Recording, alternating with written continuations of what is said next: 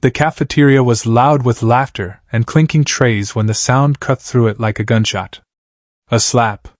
Sharp. Open-handed. Final. Every voice died instantly. A black girl stood frozen at the center of the room, her palms still burning, her chest rising and falling as she stared down the most untouchable boy in the school. The Korean heir. The golden son. The one nobody ever said no to. Phones came out in unison. Screens glowing. History being recorded. For a heartbeat, no one breathed. Then something unexpected happened. Instead of anger, he smiled. Slow. Controlled. Almost amused. His friends stared at him, confused. The girl turned away, shoulders straight, walking out as whispers chased her back. Behind her, chairs scraped softly. A voice dropped low. Money was mentioned. Time was mentioned. A challenge, spoken just quietly enough to avoid cameras. What she didn't hear was the bet that had just been placed on her life. If you're ready for a story about power, dignity, forbidden love, and the sweetest revenge you've ever witnessed, then you're in the right place. Hit that subscribe button and turn on notifications because this channel brings you the most addictive romance stories you won't find anywhere else. Drop a fire in the comments if you're team revenge. And let's get into this story.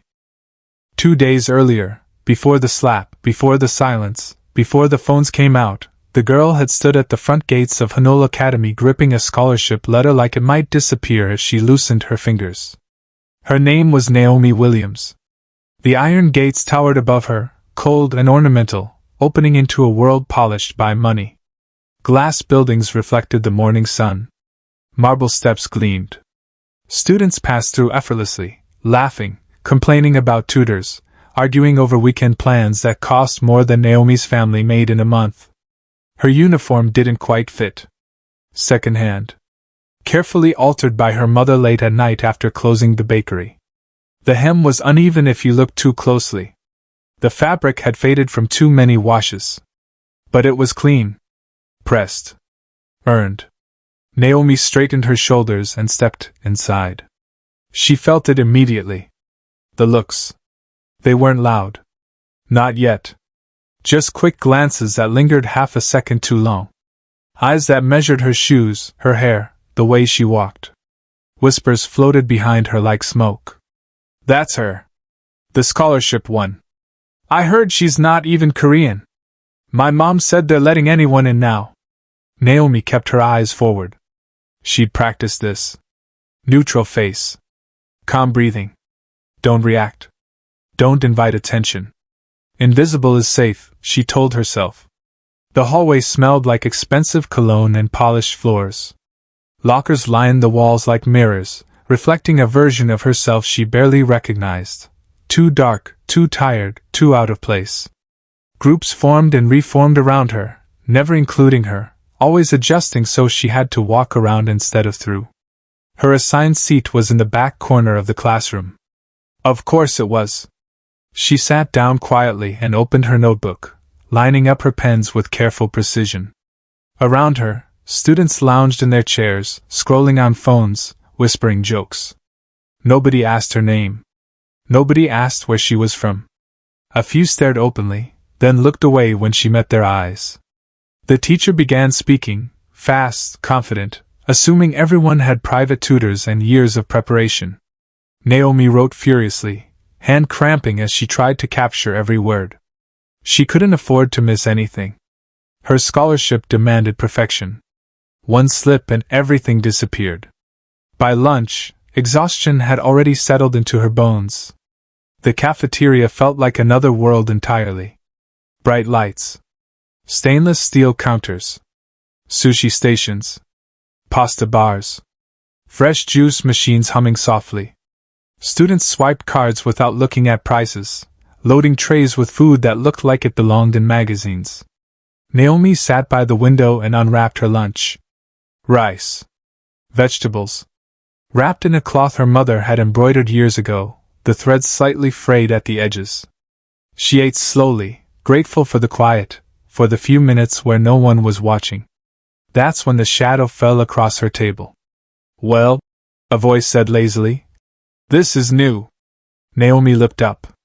He stood there like he owned the room. Tall. Perfectly styled.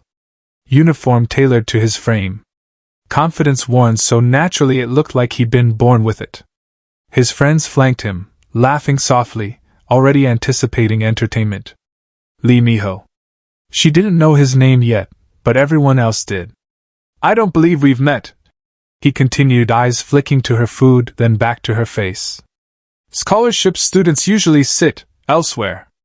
I'm eating, Naomi replied evenly. Is there a problem? His smile widened, amused by her tone. Relax. I'm just curious. He leaned closer, lowering his voice. Where are you from? My seat, she said, is right here. A few of his friends chuckled. Something shifted behind his eyes. Surprise, maybe? Annoyance. You should be more careful, he said softly. People like you don't get many chances in places like this. Naomi placed her chopsticks down, slow and deliberate. People like me, she said, standing, earned their place. The laughter around them died down, replaced by murmurs. She walked past him without another word, heart pounding but spine straight. Behind her, someone laughed again. Feisty, Miho said lightly. I like that. The rest of the day followed the same pattern. Whispers in hallways. Laughter that stopped when she turned around. A desk moved just enough that she had to ask where to sit. A locker door slammed shut inches from her face. No outright attacks. Just reminders. You don't belong here. By the time the final bell rang, Naomi's head ached. She packed her bag quickly and left campus, heading straight for the bus stop that would take her home to the bakery. The smell of bread hit her before she even opened the door. Her father was already inside, sleeves rolled up, kneading dough with practiced hands. He smiled when he saw her, though his breathing was heavier than usual. How was school? Her mother asked from behind the counter. Naomi hesitated, then smiled. Fine, she said. Just different. That night, as she helped clean and prepare for the next morning, she replayed the cafeteria moment over and over. The way his eyes had lingered. The confidence. The warning hidden behind charm. She didn't know it yet, but she had already been noticed. And at Hanol Academy, being noticed was never safe. 2 days later, he would cross a line so publicly that silence itself would turn against him. The slap didn't fade. It multiplied.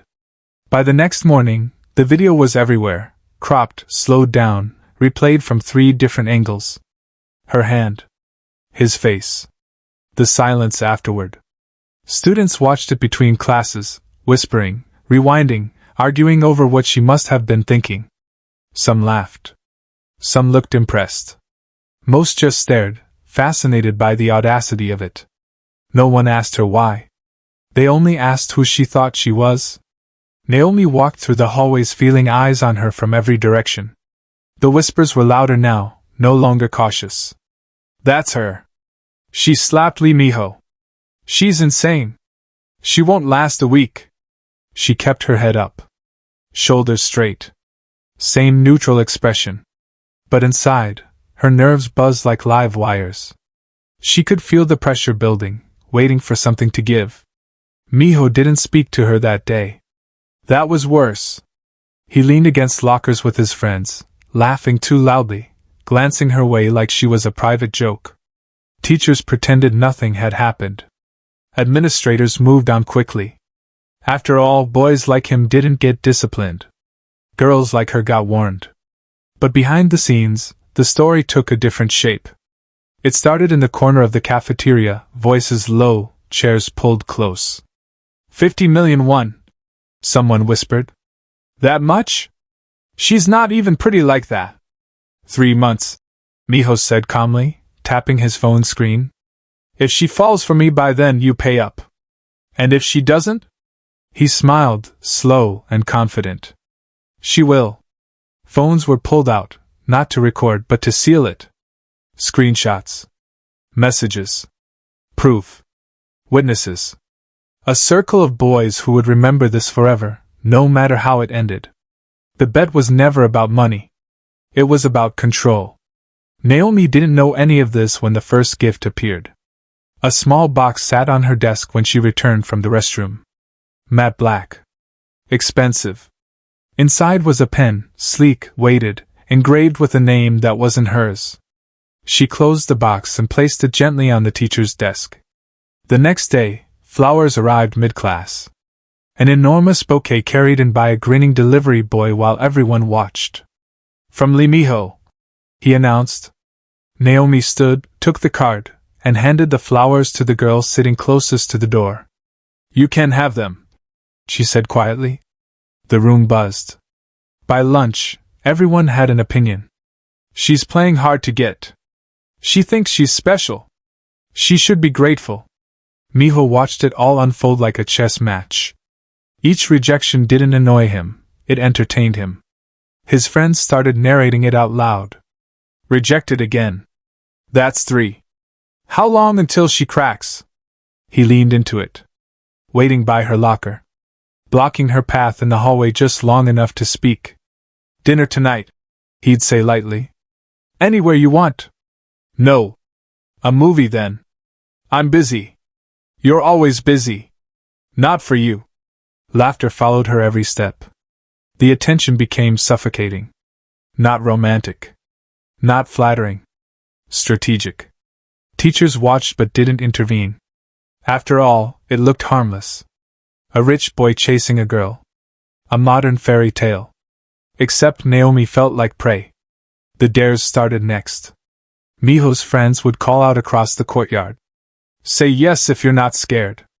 Someone taped a heart-shaped note to her locker with the words "Don't Fight Destiny" written in looping letters. She tore it down without looking. Social media filled in the gaps. Clips edited to make her look cold. Arrogant. Ungrateful. Comments stacked up. "She thinks she's better than everyone."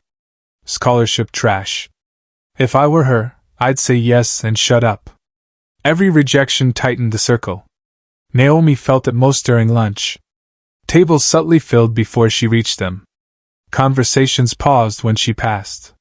A few girls stared at her with open hostility, as if she were stealing something just by existing. She stopped eating in the cafeteria altogether. Miho noticed. That night, he sent a message to a group chat.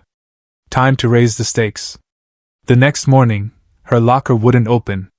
She stood there longer than she meant to, fingers trembling as students squeezed past her. Someone laughed behind her. She felt heat rise in her face as a teacher finally came over, annoyed, and sent her to the office. By the time she returned, her seat in class was taken. "Sorry," the girl said without meeting her eyes. "I thought it was empty." Naomi stood in the aisle until the teacher sighed and pointed to a desk in the front. Everyone watched her walk. Later that week, coffee spilled down her uniform in the hallway. An accident, they said. Apologies that didn't reach their eyes. In gym class, her clothes went missing. She wrapped herself in a towel and waited while the class laughed outside the locker room. Miho never touched her. He didn't have to. Each moment chipped away at her composure, testing how much dignity could bend before it snapped. At night, she lay awake replaying every interaction, wondering if she'd imagined the malice. Wondering if fighting back was worth the cost.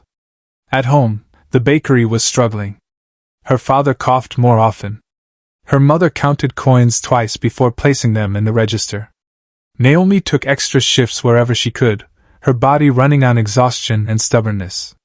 She told no one at school. That made it easier for them. The public narrative shifted subtly. Whispers became jokes. Jokes became assumptions. She likes the attention. She's just pretending to say no. Watch. She'll give in. Miho leaned into the role they'd written for him. Charming. Persistent. The boy who wouldn't take no for an answer because love. One afternoon, he cornered her near the library. "Why are you making this harder than it has to be?" he asked quietly, voice smooth enough to fool anyone listening. Naomi met his gaze. "Because I don't owe you anything." Something flickered in his eyes then. Not anger. Calculation. For a moment, she wondered if she'd finally reached him. She hadn't. That night, his friends laughed over drinks, replaying clips of her walking away, her jaw set, her eyes burning. She really hates you. Miho smiled, but it didn't reach his eyes. No, he said. She just hasn't broken yet. And when charm failed, he stopped trying to win her, and started trying to break her.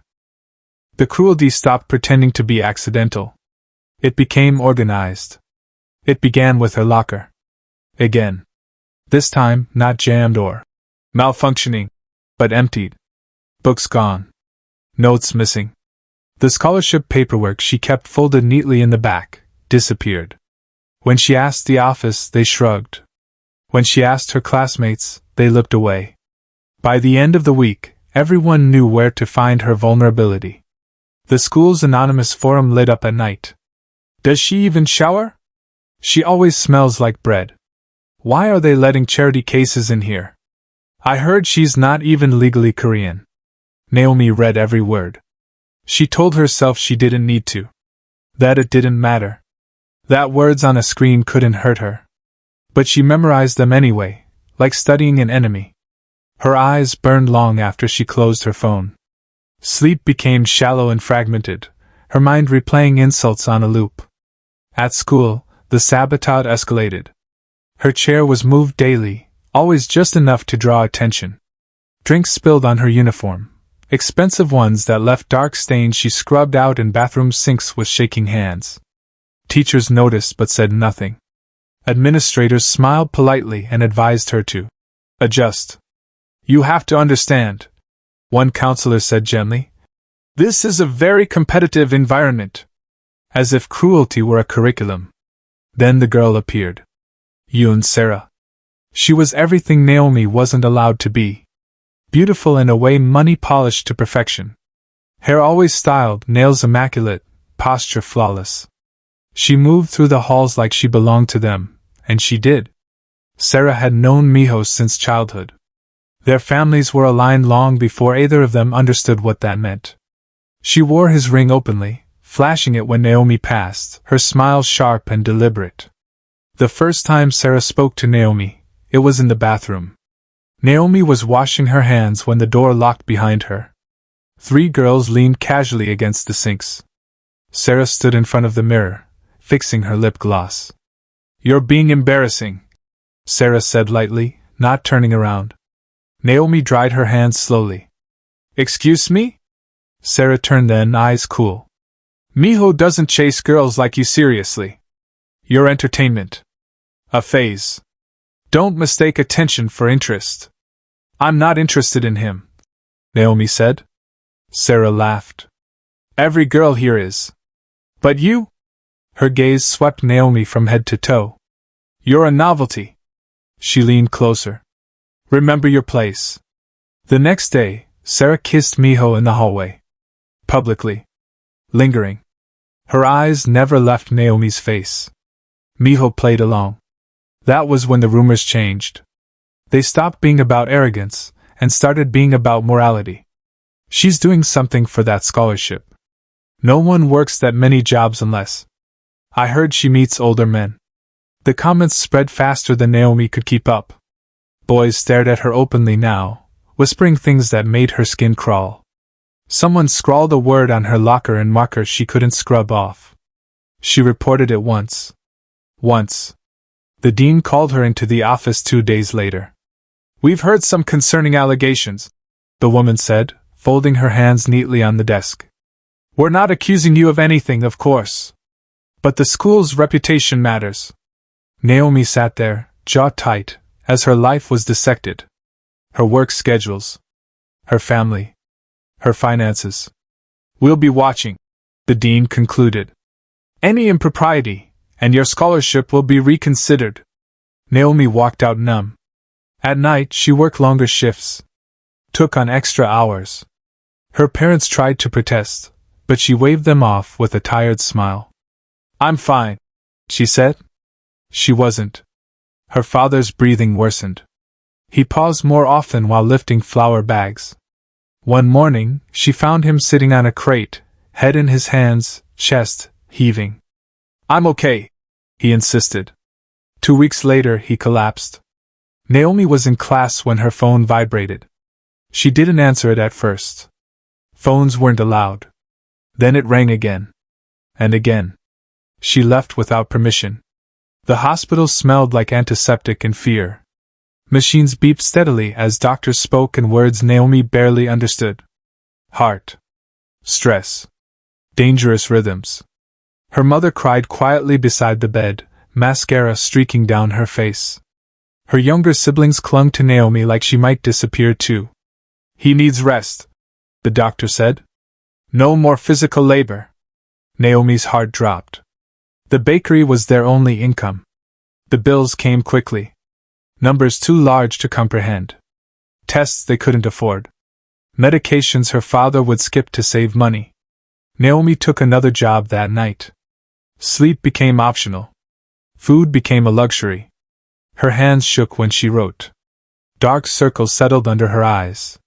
She stopped checking the forum, but the looks told her everything she needed to know. Miho saw her one night at a restaurant, washing dishes until her fingers were raw.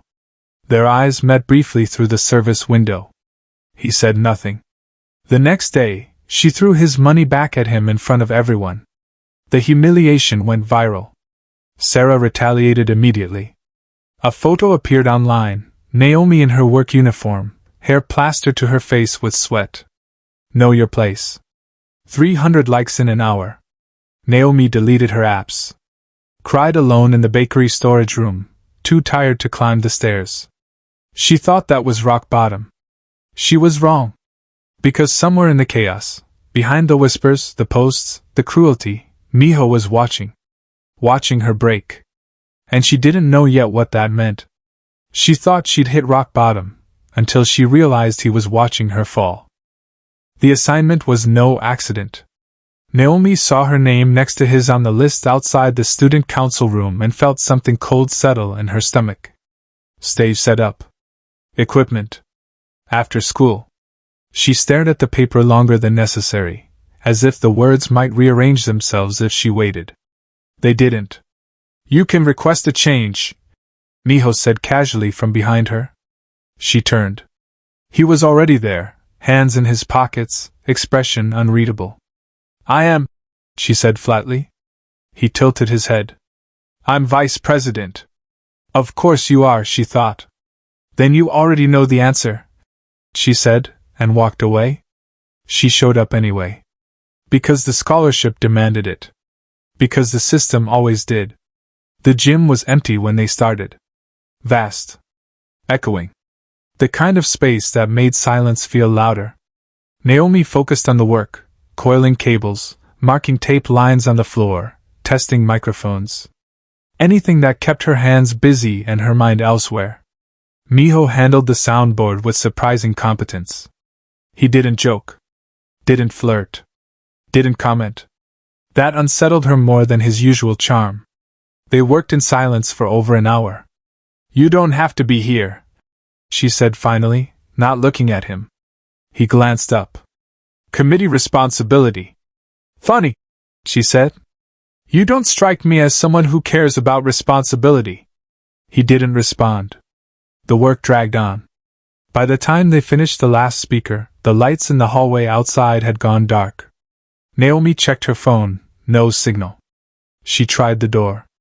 Locked. She laughed once, sharp and humorless. You've got to be kidding me. Miho tried his phone. Then the second exit. Locked. They stood there, facing each other across the gym, the reality settling in slowly. We're stuck, he said. Naomi slid down the wall and sat on the floor, exhaustion winning over panic. Great. I'm going to lose my job. You work tonight? Every night. He hesitated. I can explain it to your manager. Don't, she said immediately. Just don't. The silence stretched. The hum of the building. Their breathing. Why do you hate me so much? He asked quietly. She laughed again, softer this time. You really don't know. He waited. My family runs a bakery. She began, voice steady but tired. They came here with nothing. They worked every job no one else wanted. They saved for 10 years to open it. 10 years. She looked up at the ceiling. My father is sick now. He collapsed. The bills are impossible. I work until I can't feel my hands. And at school I get treated like a joke. Like I'm something to be played with. She finally looked at him. And you think it's about you? Miho didn't speak. She kept going, words spilling now. You've never seen me as a person. Just a challenge. A reaction. Something to win. In the dim light, his face looked different. Less polished. Younger. I didn't know, he said. You never asked? Something shifted then. Not forgiveness. Not understanding. Just recognition. He told her about his father. About board meetings at 12. About a future already signed in ink. About Sarah. The merger. The expectations. I don't own my life, he said quietly. Everyone thinks I have everything. But none of it is mine. That doesn't make you good, Naomi said. I know. They talked until the janitor unlocked the doors at dawn. When the light flooded in, the moment shattered. They walked out separately. But something had changed. Miho noticed it first. The way he watched her now, really watched her. The tremor in her hands. The way she skipped meals. The exhaustion etched into her posture. The quiet pride that refused to bend even as everything around her collapsed. He saw her neighborhood by accident one afternoon when his driver took a wrong turn. The bakery was small. Faded. Warm. Through the window, he saw Naomi laughing with an elderly customer. Saw her siblings wrap around her legs. Saw her father, pale and fragile, smile like nothing in the world mattered more than his daughter. Miho stood there longer than he meant to. He went inside. Bought bread he didn't need. Left money he pretended was nothing. Sat in the car afterward, staring at the place like it had cracked something open in him. That night Young reminded him. 2 months left, he said. You're losing. Miho didn't answer. The bet felt heavier now. Like a weight pressing down on his chest. He made it thinking she was a game. A conquest. Something to prove. Now every step closer felt like a betrayal. At school, Naomi collapsed during an exam. He was out of his seat before he realized it, catching her as she fell. She was lighter than he expected. Frighteningly so. In the nurse's office, she tried to sit up. The exam? She whispered. I'll handle it, he said. Lie down. Why are you helping me? She demanded weakly. Because I care, he thought. Instead, he said nothing. Later, he offered help. Money. Connections. Solutions. She refused. I won't owe you, she said. I'd rather die. That night, he paid for her father's surgery anonymously. He told himself it wasn't about her. That it was just fixing something he'd helped break. He denied it when she asked. Watched the pain flash across her face. Sarah saw everything. And smiled. Because she knew. And Naomi didn't. Not yet. And then she discovered the one thing that made everything make sense. The truth didn't arrive gently. It detonated. Naomi heard about the bet the way people like her always did, through laughter that stopped when she entered a room. Through a pause too long to be accidental. Through a message forwarded once too many times until it landed in her hands, stripped of context and dripping with cruelty. Screenshots. Numbers. A countdown. 50 million. 3 months. Make her fall. Her vision tunneled. The noise of the hallway faded into a dull roar as every moment replayed itself with brutal clarity. The gifts, the attention, the pressure, the sudden concern, the locked gym, the hospital, the surgery paid for by a ghost. Her stomach turned. She walked. Straight through the crowd. Straight past the phones lifting instinctively to record. Straight to where he stood with his friends, mid-laugh, mid-performance, still pretending he had control. Say it, she said. Miho looked up. His smile faltered. Say it was a lie. Silence spread like a stain. Yun shifted. Someone snickered. Sarah's lips curved, satisfied. Miho opened his mouth. Closed it. His hesitation was answer enough. Naomi nodded once. Slow. Precise. So I was a game. No, he said too quickly. It started that way, but nothing. She cut in. Her voice didn't shake. That scared him more than if it had. You placed a price on my life. On my dignity. On my family's suffering. Phones were everywhere now. Administrators hovering at the edges, already calculating damage control. Sarah stepped forward. Don't be dramatic, she said lightly. Everyone knew. You just didn't. Naomi turned to her. You destroyed my family's bakery. A murmur rippled through the crowd. Health violations. Sarah shrugged. Rules are rules. That was when Naomi laughed. Not hysterically. Not loudly. Just once. Hollow. The dean cleared her throat. Miss Williams, this isn't the place. Isn't it? Naomi asked. You watched this happen. All of you did. Miho stepped forward, panic breaking through his composure. I'll fix it. I swear. I'll say everything. I'll tell them about the bet, about the money, about... She raised her hand. No. The word landed heavier than a slap. You don't get to save me, she said. You don't get redemption through me. Her phone buzzed in her pocket. A message from her mother. 2 words. They came. City officials. Notices. Fines. The bakery shut down pending investigation. Her father, barely recovered, sitting in a chair he couldn't rise from fast enough to stop it. Everything she'd built, gone. Miho looked like he might break in half. I'll choose you, he said, voice cracking. I don't care about the bet. I don't care about my family. I'll tell the truth. She stepped back. You already did, she said quietly. Just not the way you think. She turned to the cameras. To the crowd. To the system that had fed on her silence. I was never yours to win, Naomi said. And I'm not yours to forgive. Miho reached for her. She moved away. This time, she wasn't walking away, she was deciding who would fall. The fallout was not cinematic. It was procedural. Investigations. Statements. Quiet meetings behind closed doors. The bet leaked anyway. Too many witnesses, too many screenshots, too much blood in the water. Miho's name vanished from student council materials. His father's lawyers worked overtime. The engagement announcement disappeared from social feeds without explanation. He didn't come back to school. Naomi did. She packed her locker in silence, scholarship revoked under the polite language of review. No apology. No acknowledgement. Just paperwork. The bakery did not reopen.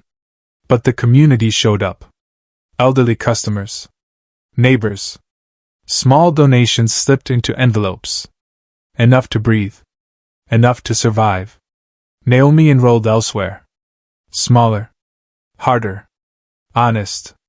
She passed Miho once, months later, across a street neither of them belonged to anymore. He looked like someone who had finally lost something he couldn't buy back. She didn't stop. She didn't need to. She had kept the one thing they couldn't take. Her dignity. If you think this story ends here, it doesn't. Power doesn't disappear when it's exposed, it adapts. And survival always has a cost. If you're ready to see what happens after the consequences, stay with me. Because the next chapter isn't about falling. It's about what rises when the system cracks.